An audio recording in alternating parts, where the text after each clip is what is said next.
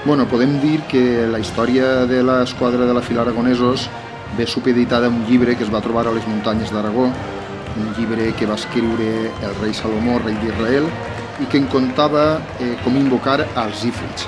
Els ífrits eren uns éssers de pell roja i poders màgics que habitaven la terra. Aquests ífrits van passar a ser servidors dels humans quan es van crear aquests, i la ira i els menyspreus que van tindre cap a ell van tramar una rebel·lió, i com a castig el rei Salomó es va tancar a aquests 12 ífrits en recipients de bronze, condenant-los a passar la resta de l'eternitat així. És així on l'alférez aragonès ha trobat aquests recipients i ha invocat aquests éssers per a la seva alferesia.